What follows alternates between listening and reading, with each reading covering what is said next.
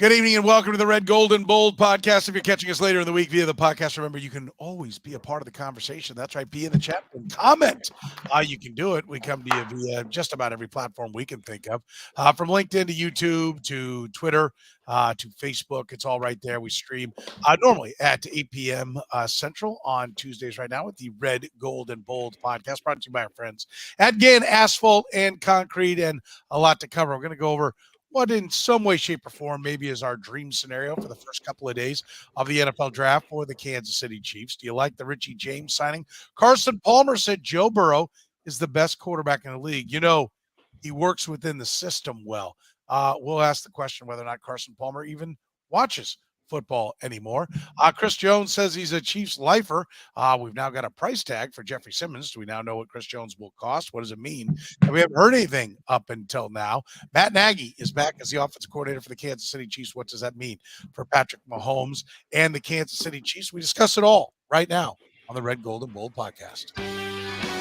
You're listening to the Red, Gold, and Bold podcast, the most in-depth analysis of the Kansas City Chiefs on planet Earth, breaking down the Chiefs like no one else can.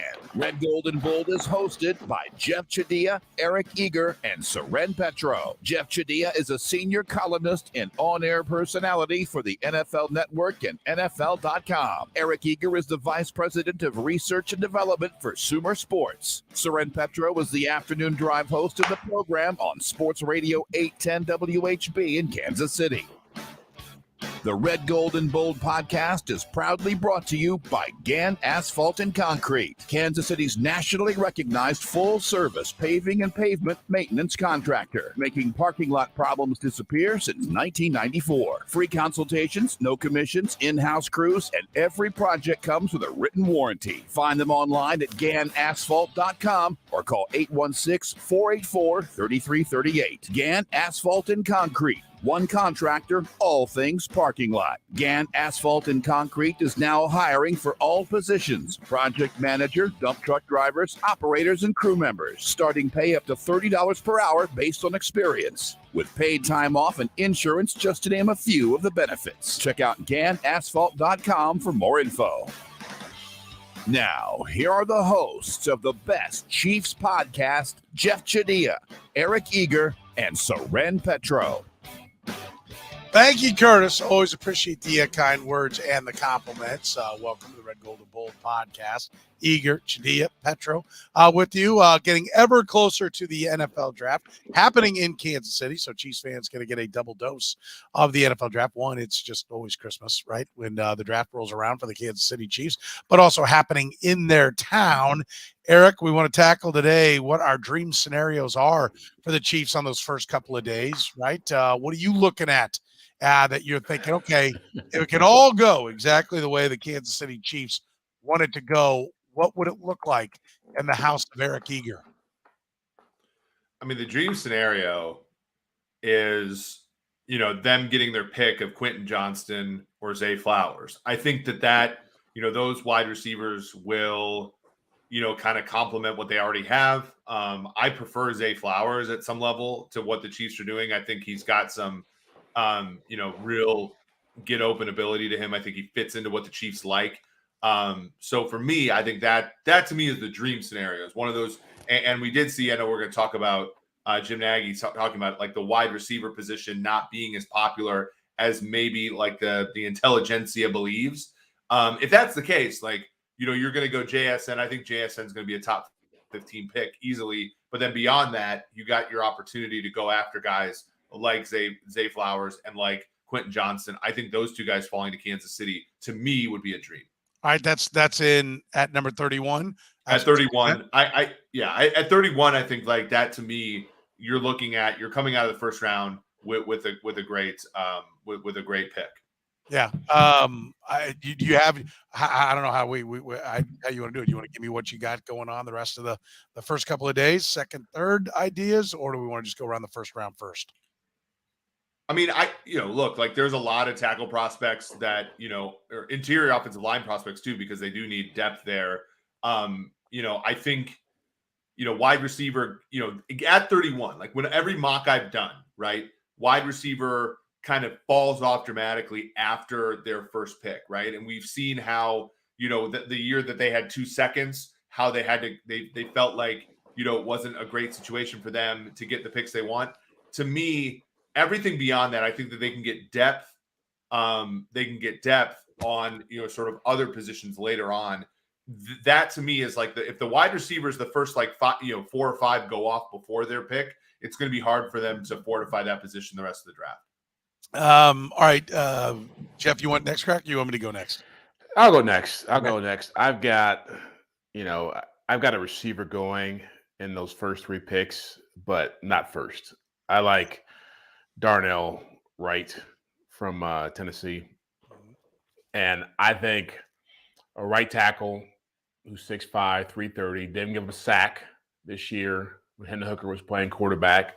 Makes a lot of sense at that position. I think the mock drafts I've seen, and I'm not a draft expert, but I think he's going to be in that 25 to 31 range. And if he's there, I think he's a better option. I think Eric's right. I think the best receivers in this draft are going to be long gone. And I don't think you need to be trading up to get one of those guys, given that the guy they took this past year, Sky Moore, only caught, 20-some passes. So whoever you're taking there is not going to be an impact player in this offense for you. I think you're better off getting somebody who can start for you this season. I think that's a right tackle. Right. Yeah, I love the receivers that Eric said because it couldn't be more different, right? Zay Flowers is like 5'9", $170. A quick twitch, get open, and then Quentin Johnson from TCU, right? And that is now I'm drawing a blank if I've got his name right. Yeah, Johnston. That's right. Quentin Johnston from TCU is the prototype big, strong, tall, long wide receiver, which isn't normally what you'd associate with the Chiefs, right? Tyreek Hill, Mecole Hardman, they tend to go smaller, but I kind of think their eyes have been opened a little bit to what Juju Smith-Schuster did. They got him and they got Marquez Valdez-Scantling, and I think they understand it's great when nobody's playing shell defenses on you. Against, if you're playing cover one, if it's man-to-man everywhere, yeah, those guys that can run, Andy Reid will scheme them open and get them there. But when there's somebody waiting on the next level, those guys aren't as good. You need to get a bigger guy the ball and let him run with it. So I think it's open. I actually don't have them taking wide receiver early. I think there's some wide receivers that could fit that mold a little bit later on. So for me, my dream scenario is, and we did an exercise today on the show in the 3:00 hour with Tim Grunhart, former Chiefs center. And we basically laid out, we took, just for the sake of argument, Todd McShay's done a 1 to 100 top prospects. And then he broke them down by tiers. Hey, here's tier 1, 2, 3 tier. The first 3 tiers were legit first rounders. There was only 21 guys. Which I enjoy because I think that's accurate. I think you've got in any 1 year 10 to 25 guys. I don't know that there's ever 30, 32 guys that are really first round picks. And so I love the fact that he only had like 20, 21 guys that were really first round picks. Then I think you've got like 20 to 50 guys that are in the second round. And of course, the tiers get bigger and there's more of them. And when we played that out, one of the things I said was I think draft capital wise, the Chiefs have the ammunition to move up to like 20, right? Like, that I don't think they're going any higher than that, right? Does anybody think that they're going to give up next year's first, their first, their second, and next year's first and second to get into the top 10 and pop for a tackle or for any position? Does anybody see that coming out of this draft? Because I don't. No, I don't. I agree with you. Yeah. I think no. I don't think they move back because the draft is in the city, but I don't think that they move up appreciably. And I agree with you. I think they're a team that believes there's 15 to 17 first round picks. And, I don't think that they like last year it was 29 to 21. Yep. And that took a decent amount. 31 to 18, let's say, is going to be an absolute monster. And they have needs. Of course, they're in a position where they don't have any like pressing needs, but they could use a tackle, an interior defensive lineman, an edge, and a wideout. Let's take away the draft is in Kansas City part of the equation. What does this draft do? Because like when that was the exercise as we went along in the draft, I thought McShay's breakdown was pretty. I don't know that I'd agree with the players necessarily. There'll probably be 4 or 5 that I might slide down into the next tier out of the first round, and maybe 4 or 5 that he's got in the second that I push up. But I do agree with the idea that there's about 20 real first round picks. And I definitely agree that the Chiefs do not have the ammunition to get up to those guys if they go the right way. Now, generally speaking, and this is what happened with Trent McDuffie last year. Yeah, I think they had him at like 12, 13, 14, and he's there at 21. They had more ammunition last year. They went up and got him. So there may be a guy that they've got in their top 20 that they've got as a real first rounder that does make it to like 26, 27. I can see that kind of move up, right, to go get him if it takes some picks. But I can't see them giving up their second or third round pick. But every time I did it, and I did it different ways, the one thing that kept jumping at me is whatever tackle I'm going to take here, I've got this guy that I like about as much. There's one guy that I think they'll like, which I'm going to get to because that's what I have them taking as a tackle. But I have them trading down, and I get it. Here's what I would ask both of you guys. I know that early on, Brett Veach said, I can't move down. Clark Hunt has told me the only thing I can't do is trade out of the first round. I know he said that. I've talked to numerous people since that said that, yeah, that was just a joke. I don't know. I think there might be some validity to it.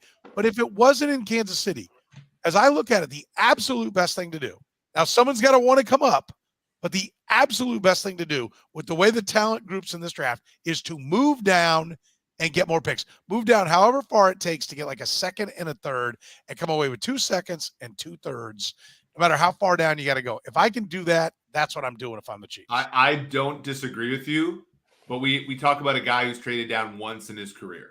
Yeah. And I know that, and, you feel like success helps, right? Trading down and, winning a Super Bowl, that certainly is a thing, but I would be shocked if they traded out of 31.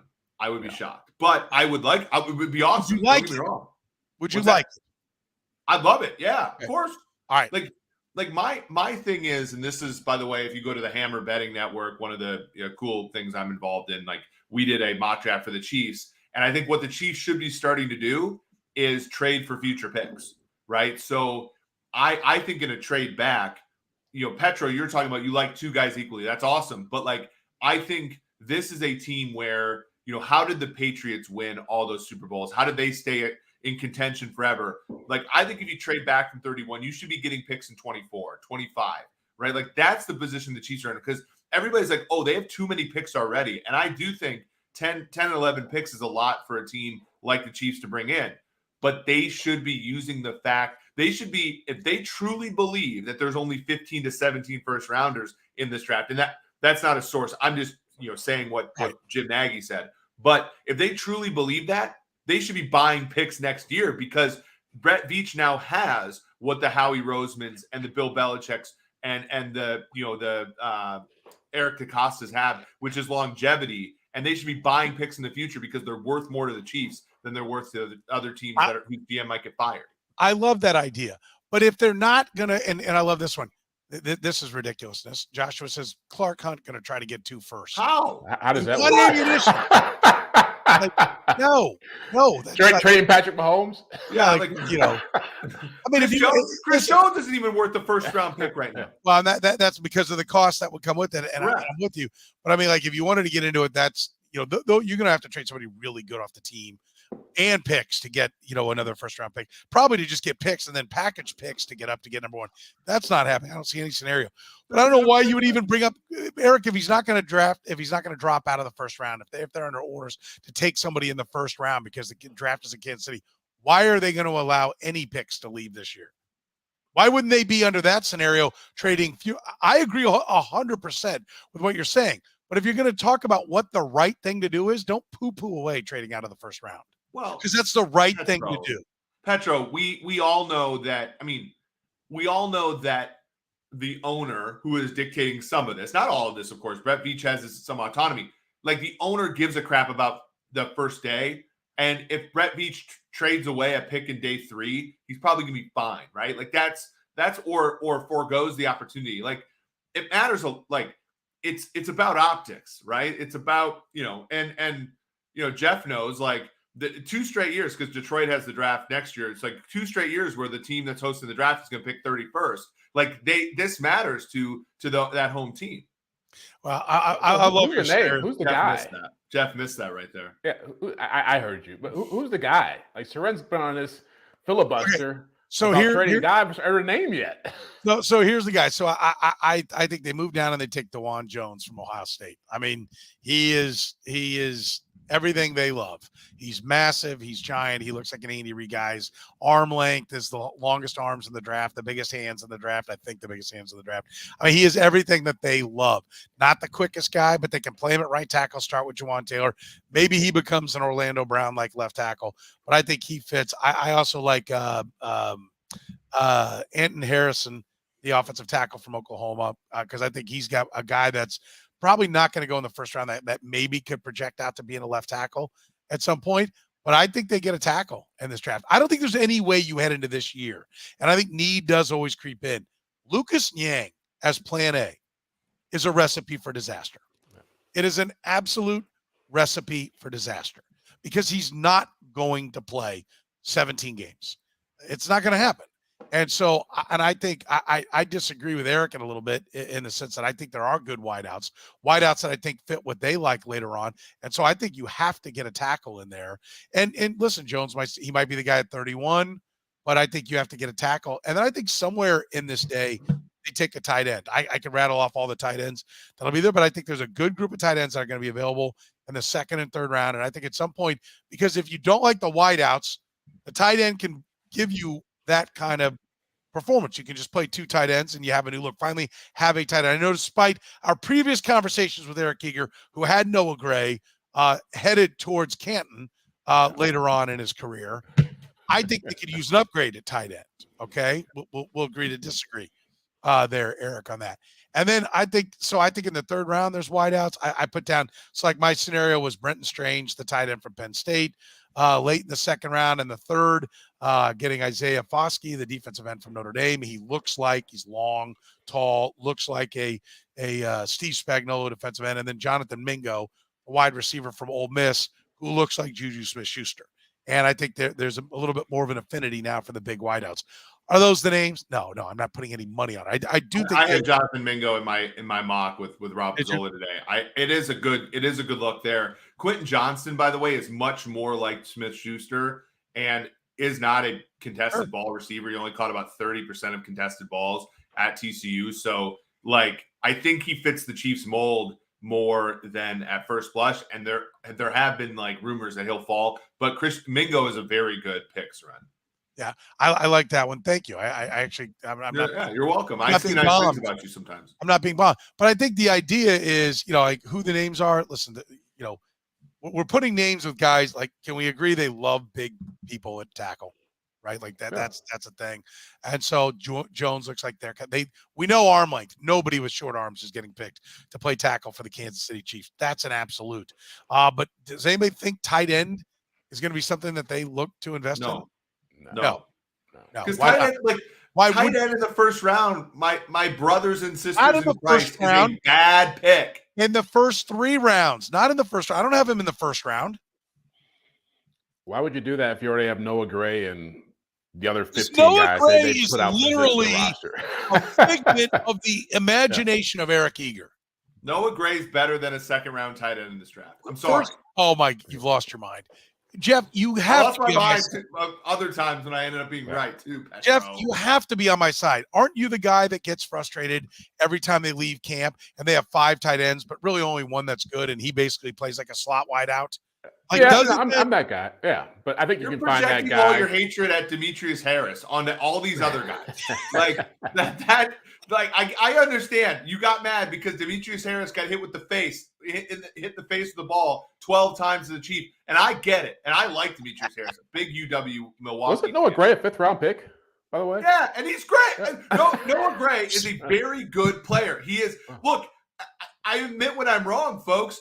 Last season, I said the Chiefs are not developing players anymore, and they developed players this year, and Noah Gray was one of them. Noah Gray is a player for this team. I'm sorry. Then he will start for this team. I like what Terry said here. If you're right about him, then he's going to start in a 2 tight end. Start. Okay. What percentage of his snaps did he play? You're going to make me go to my former employer for these snap counts here. Yeah, get the snap count out. Let me do this. Yikes. The password still works. Wait, hang on. While you're, I know they haven't blocked you. PFF doesn't work that well now that I'm gone, but that's a whole nother thing. Noah Gray played 714 snaps last year, boys. What percentage is that? Now you're gonna. I gotta look at how many snaps Patrick Mahomes. It's gonna be more than I thought, because I was gonna say before you said it, let's put a percentage on it. Let Jeff Mahomes played 1,309 snaps, so Noah Gray played more than half the snaps of the Chiefs. Okay, I was gonna put it at like 45%. So he played more than I was gonna give him credit for. I'm gonna give you that, but still not a super impact on a team that was running Juju Smith-Schuster out there every time they could, and you pretty much said he sucked last week. I said down the stretch he was not productive for this team, which is true. Yeah. Okay. So what it should have been all Noah Gray. I digress. We won't go all. I mean, they threw the ball to Kelce 18 times in that one playoff game. It's okay for Noah Gray to be an okay tight end for this team. That's fine. And if they want to go, if Darnell Washington falls to round 3, F it, take him. Okay. But he's not, because he's a freaking unicorn football player. So that's the problem. Why not Darnell Washington at 31? Because young tight ends are a bad gamble in the first round. Have you seen every single young tight end? You're just drafting somebody else's tight end. Eric Ebron was better for his second team. TJ Hawkinson was better for his second team. I'm just drilling the Lions right now. But then, Evan Engram was better for his second team. Drafting tight ends high is a recipe for disaster. Listen again. I don't have him going at 31, and I wouldn't take him. I like down at the bottom of the second and into the third round for the tight ends, and I think that's where there'll be a number of them, and I think you'll be able to get a pretty good one. So overall, Jeff, what do they need to get out of these? Because let's be honest, they've done a really good job with Josh Williams in the 4th and Jalen Watson in the 7th and Isaiah Pacheco in the 7th. But for the most part, the ones that you draft, they better play are rounds 1, 2, and 3. Like they should come away with what out of those first couple of rounds? Not necessarily names, but positions. Caliber of talent. What should they come with? I said right tackle, first round, second round receiver, third round edge rusher. I think that's, to me, a dream scenario. If you're looking at receivers in the second round, I think Jalen Hyatt's an interesting player from Tennessee, a speedy guy, was a big play guy. There's a kid from Purdue, Jones. I think Charlie Jones was his name. Yeah, Charlie Jones. He played at Iowa and went to Purdue and had like 100 catches. Like, he's got good speed and good hands, a good route runner. There's a kid from Princeton. They like Justin Watson. This kid, Andre, I'm going to say his name wrong, Alovisis. I think he might be Greek. And he's like 6'3", 205, 4'4", 4.45 speed. So I think all those guys make sense. And then edge rusher. There's a kid that Daniel Jeremiah, my guy at NFL Network, was hyping up just before I got on the air. Jose Ramirez had 12 sacks. EMU produced Max Crosby. Jeremiah was loving this guy, said he could be in there the 3rd, 4th round. Great bend, great quickness. That kind of player makes sense too. Yeah, I love the Mac pass rush guys. I think that's great. I'm gonna have to do some more research on, because that's kind of news to me on that one. So I'll have to check it out. Eric, do you like the DN depth, or is it?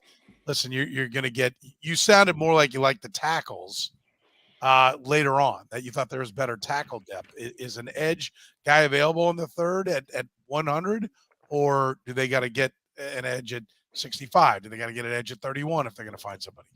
I mean, the hard part is that with edge, it's a pretty solid position, right? So, the guys like Wilson, Anderson, even Van Ness, Nolan Smith is a little smaller, like Miles Murphy, those guys are all going to be gone by the time, but there was a guy, I took in the mock today, Tuli Tuipulotu from USC, a little bit shorter, but big, 266, not even 21 years old yet. That's one that, in the second round, if he were to fall for certain reasons, I like that one for the Chiefs. There's an interesting one as well, with length there. Andre Carter, who actually played for one of the military academies, Army, Andre Carter's son, the former Washington Commander defensive lineman. That's one that I like as well. A little weird coming, from a situation where He's like the only player on his team that was actually worthy of the NFL. And then lastly, this is like sort of a local kid who again, talking about a 4.76 at 268 is Isaiah McGuire from Mizzou. Again, 81.2 PFF grade last year, was really, sort of got better every single year. Those are guys that I think, like, in rounds 2 or 3 that sort of fit the mold for them. Yeah, I agree. Any other nuggets you got for the draft, Jeff? That you're looking at it, you think, the Chiefs going to trade their whole 24 draft to get it into 23 so they can, make the owner happy? No, I'm with Eric though. I think they're going to pick in the first round. They're in a great position to make the pick because the last pick of the night on Thursday. So the drama, the fan interest, I think it's just they've been waiting for this forever. I don't think the need to be logical or prudent is going to outweigh the theater. So I think they definitely make that pick on the first day. I really hope, and I'll be sitting in the WHB studios doing our draft show. I really hope that let's see, I'm trying to look here who could be sitting there wanting quarterback, that the Colts at 35 are coming up to get Hendon Hooker at 31. Please, no. Because he's sitting there and they want the 5th-year option on him. I love that scenario. The Raiders coming up to get him. Oh, it would be a dream scenario for the Chiefs to roll back into into a little bit later on into the second round, and all the Chiefs fans going to be just Hendon Hooker. I will buy both of you $100 steak dinners if Hendon Hooker goes in round 1. You already owe me like 3 steak dinners. No, I don't. No, you came to town. I got one back. You paid for nothing. I got one back. Okay. Well, I'll have to check my files. All right. Let's move on. By the way, we're proudly brought to you by our friends at Gann Asphalt and Concrete. They are the nationally recognized full service paving and pavement maintenance contractor here in Kansas City, making parking lot problems disappear in Kansas City since 1994. If you've got a problem with your parking lot, you don't anymore. Just call Gann, 816-484-3338. We live in Kansas City. One Eric Eager is always fond of saying. And by the way, they liked it and retweeted it. Free consultations, no commissions, in-house crews. Every project comes with a written warranty. Nobody does it better than Gann Asphalt and Concrete. Find them online, GannAsphalt.com. Gann Asphalt and Concrete, one contractor, all things parking lots. Richie James. Somebody asked me, why do I hate Richie James? I don't know what the hell I said that made anyone think I don't like Richie James. I'm fine with the Richie James signing. In fact, I like it. I think it's a very responsible signing. Jeff, are you a fan of the Richie James signings? And is this the one that puts him back in the Super Bowl? Wow. That's a loaded question. I mean, look, I think we all knew that their immediate answer to receiver does not live in the draft right now, that whoever they draft is probably going to be somebody who's going to have to take a year to develop, a year or two. And so, yeah, they're going to have to look at what's out there on the open market. And Richie James, coming off a good year, his best year with the Giants, he's a hard guy to figure out. And they've got this love affair with ex-Giants receivers, which has gotten kind of weird for a team that's been so offensively challenged. But, he played a lot in the slot this year. He didn't do that earlier in his career. Got 50 balls, 10 yards a catch. I mean, I think it's a little bit weird just because all of a sudden they have a whole bunch of really short receivers. And it seemed like last year they were loading up on more size. And so he fits the mold of somebody who can get open, who can work with Mahomes. But am I in love with it? I think there needs somebody else to come in to really round it out. I think he's a nice piece, but do I think he's going to be a star here? No, I don't see that for him. All right, Eric, what do you think? Tommy thinks he takes the return responsibilities away from Tony, from Pacheco, and that's his reason for being here, is more of a return guy. What are your thoughts on what the Chiefs got? Always love a good opinion from Tommy. I think compliments. By the way, so does whiskey and Rush. Yeah, compliments Noah Gray fantastically, right? So I like that there. No, I mean, look, he has return ability. He has kind of that. He's another wide receiver with low self-esteem, right? You had to have low self-esteem to play wide receiver for the Giants last year, right? Like 100%. So he's done when he was in San Francisco. He's more of an outside guy, more went down the field. I know Sam said that on your show. Last year, he was more of a slot guy, average depth to target, super low, yards after the catch, not even all that high. Like I'm a little worried. I don't think he's a contributor for this team on offense. I think he's a depth guy. He might even be. I mean, we saw this last year. They signed a guy named Lonnie Johnson or traded. I can't remember how they acquired him. He doesn't even make it out of camp. I think that this is basically a signing where you're giving yourself plausible deniability and depth.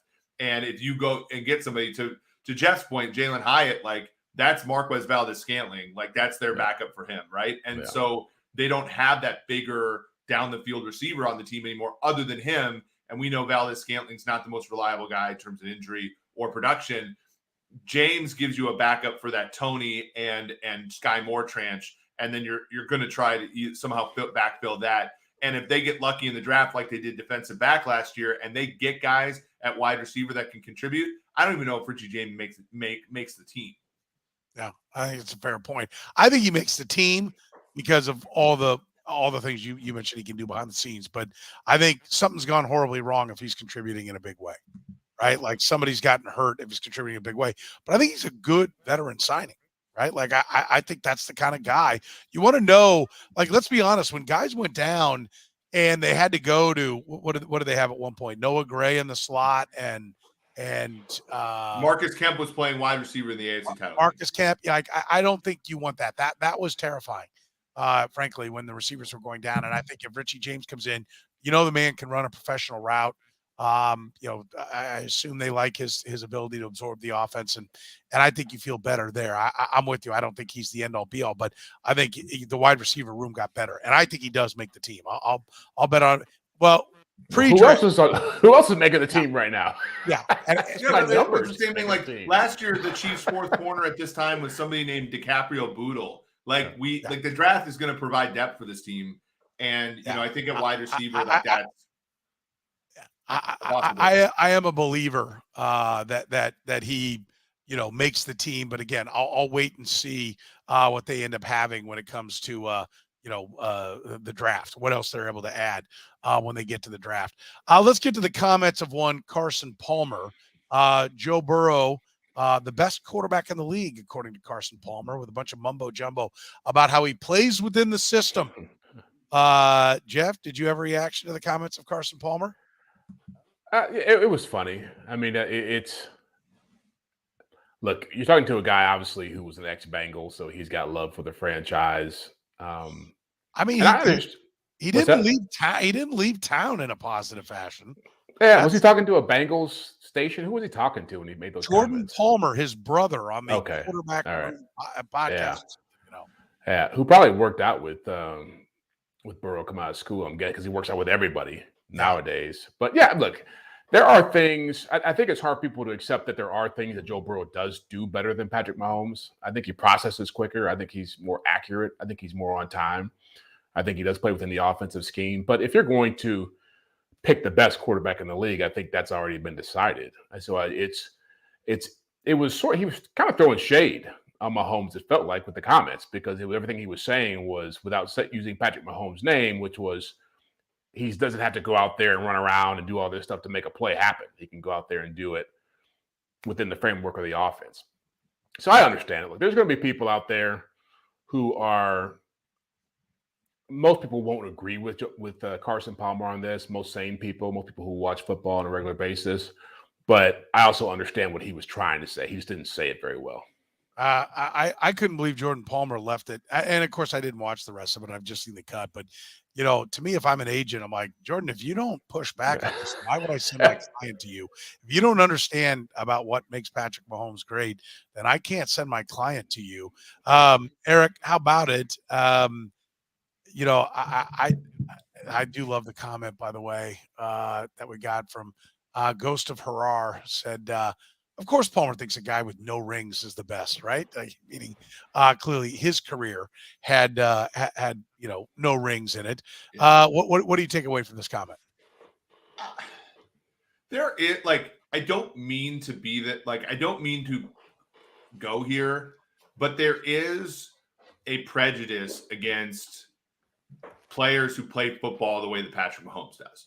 And there's always this, and like, I've talked to a lot of former quarterback coaches and former quarterbacks on the phone, including coaches who coached for the Chiefs and like, guys who played for and when I talked to them, like, I was doing recon for PFF. I'm like, what do you want to see in a quarterback? And he's like, some of these coaches, I'm not going to name names, but they're like, I want to see him perform the steps the way that I ask him to.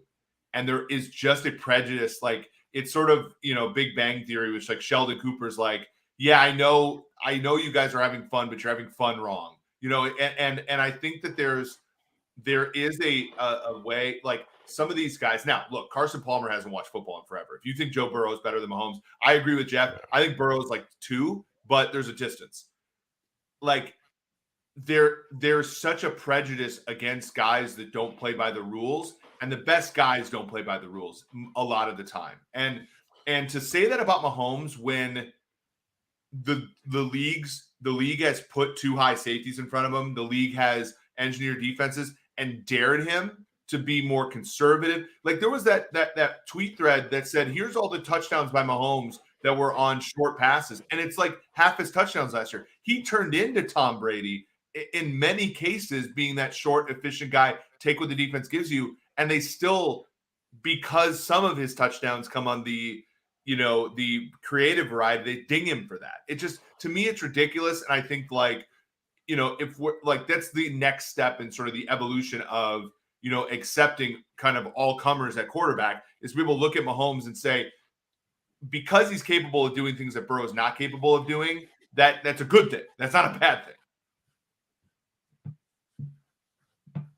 Are you awake, Soren? Or did he freeze up on us? Petro is like, I think he rose up on it. But no, you make a good point, Eric. I mean, it's hard for people. I think whenever you have a change in philosophy or a change in playing style, or you just have, the game is evolving, right? And so we've had this conversation with Soren many times about Lamar Jackson. And I know there's people out there who say, oh, he sucks, this and that, blah, blah, blah. But it's like he's playing a different level of football now. And it's just hard to understand and accept it because it's so different than what Tom Brady was doing or what Dan Marino was doing, whoever you want to, name, Kurt Warner. And so there's always going to be resistance to that. But I do think that, again, I think if you cast a vote, ask 100 people, 99 people are going to say Patrick Mahomes is the best quarterback in the NFL. And maybe Carson Palmer's in that vote. He's going to say not. But what are you going to say, Soren? Well, Petro, I had to create content out of your internet snafu because you guys did with me last week. I got a great picture of you in a praying formation and tweeted out. I said that's Petro said it, finding the strength within him to not snap at the idea that Burrow is better than Mahomes. Listen, I first of all, if anybody has Spectrum Internet, you will know that the last week and a half, it's been a complete crapshoot and roll of the dice.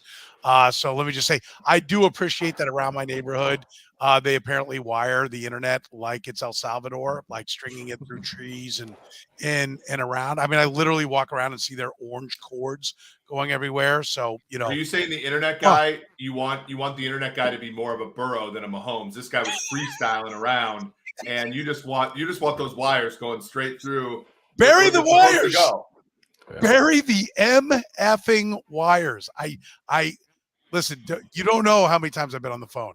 Like, so if I'm gone, continue without me, because at any point, I expect my internet to crap the bed usually goes about 11 o'clock at night, and we lost it for like 7 hours during my fantasy baseball draft 2 weeks ago when I was supposed to have like 13 people in my house. So you took all Royals. My team is ass, and I'll blame the internet for it. Yes, it's terrible. No, the last thing I'll say, and I'm open to anybody else, but because I know we got to move along, but I don't like to when you, Eric, said, hey, people don't like quarterback. There's a prejudice against quarterbacks who play like this. And Jeff agreed. And I said, the thing that gets at me is I don't like when quarterbacks or people in football can't understand, like Jimi Hendrix didn't play the guitar the way the guitar teacher taught you to play the guitar, but he was a freaking genius, right? He went beyond what it was. B-A-C, B-A-C, nah, nah, nah, nah. He was next level. He was beyond the comprehension of many. And that's what Patrick Mahomes is. And so for the commoners, those who are mere mortals, they feel a need to shun those that are truly exceptional, right? Like they just, this isn't how we've always done it. So you're wrong. I will leave you with this on this subject. Next guy, every time a guy tells you his footwork sucks, and that's all he's got to say about a quarterback, you got a guy who doesn't know what he's looking at. He has no idea. And I'm not just Patrick Mahomes, anybody. Because like footwork is the catchphrase of those who don't really know what they're looking at when they look at quarterbacks. Because that's all anybody can say about Patrick Mahomes. And you know what? His footwork still isn't what people want it to be. Because he's beyond needing the footwork, you jackasses. Okay? He's beyond that. So it drives me crazy on that one. By the way, Gann Asphalt and Concrete, proud to bring you the Red, Gold, and Bold podcast. They are, of course, hiring right now, as you know, all positions. If you want to join one of Kansas City's fastest growing, best companies, you can do it right now. Gann Asphalt and Concrete is hiring for all positions: project manager, dump truck drivers, operators, crew members, starting pay up to $30 per hour based on experience. Also paid time off, insurance, just to name a few of the perks that come with working at Gann Asphalt and Concrete. Check them out online, GannAsphalt.com. One contractor, all things parking lots. If you own a business or know someone who does, and they've got parking lot problems, let them know. GannAsphalt.com to get everything fixed up. Chris Jones, Jeffrey Simmons, 4 years, $94 million extension. He's got his 5th-year option, and then the 4 years after that. That's the starting price for Chris Jones, right, Jeff? We now have the ballpark. We can look at what, 4 for 98 with a deal that maybe the 4th year comes off of. Is that what we're looking at for Chris Jones? Yeah. No, it's what he is. His words were that he wanted to be, or I don't know if it was his words directly, whoever said it, his agent, whoever said that he wanted to be the second highest paid interior lineman in football, which would put him behind Aaron Donald, who's up in the stratosphere, which, yeah, I mean, they're going to be in that $25 million a year range. That would put him with what, TJ Watt. I'm assuming whenever Nick Bosa gets paid, that's going to be around 25 to 30 million. I mean, he's going to be, the only thing about it, and we all agree with this, is that one, what kind of player is he going to be after he gets that kind of money? And two, he's getting to a point in his career at age 29, 30, 31, 32, where, you know, he might start getting beat up. He might start losing some of that quick first step, and he might not be the same player he was this past year. And so it's a very, you know, Eric referenced the Patriots, how they do business. This is the kind of player that they would dump, that they would trade and find a way to get draft picks out of him, with somebody else paying that kind of freight and them benefiting from, you know, a younger player, a cheaper player, and more opportunities to make that up somewhere else. But this defense without Chris Jones is a totally different defense, and he's earned the money. He was arguably the best. Well, he probably was the best defensive lineman in football last year, depending on, you know, Myles Garrett, whoever else you want to put in that conversation, Nick Bosa. But clearly he got the ring. He got the sacks. He's going to get the bag now. We lost. What do you see? Petro's looking very, very suave there. This was a great deal for the Chiefs, right? Because when you saw like Daron Payne and Javon Hargrave and all these kind of like what I would consider to be like third tier, like good, very good defensive linemen getting 20 to 21 and a half. And then you saw Donald in that 30, 31 range. You think Jones is going to get more in that 27 and a half to 28, like kind of really bumping up against Donald. And that's just simply not going to happen here with this deal being what it is. Now, Simmons got 66 million guaranteed, which is setting the record for interior, right? Total. So that, you know, when you think about Jones, that's really the number. But even with Simmons, the signing bonus was really only like 24. And so if obviously if Simmons were to be traded, like that guaranteed money would actually go with the new team. The prorated stuff stays with the old team. So, you know, contract structure is going to be really important. But if you wanted Chris Jones to stay with the Chiefs, this was a good deal for you, because it really sets the bar at a lower number, I think, than now. He'll probably get more than Simmons, but it's not like he's not going to be making like 27, 28 the way that a lot of us thought he would be. Yeah, and I think that's you're paying for what a guy's Done. That's what Soren was about to say. gonna be, right? Not Yeah. what he's. You know, I think he may have to start it Yeah, over. we What do got you think, we Eric? have to we probably have to carry Petro a little bit here, Jeff. I think we may have to. Yeah, look, you're paying Jones, to Petro's point, a little bit for what he's done. You're buying, much like when they won the Super Bowl a couple years ago, when they brought back Sammy Watkins, when they brought back some of those guys, you're paying a little bit for the brilliance that got you those rings. And I think with Jones here, like, I think most of us would say it's not necessarily going to be a great value, because you're going to eventually pay a 31-year-old defensive tackle top end of the deal money. But I also don't know if trading him is going to be politically popular.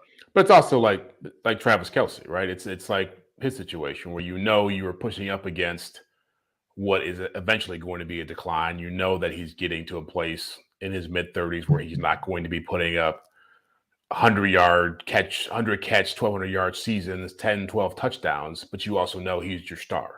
And you're paying those guys because they make people better.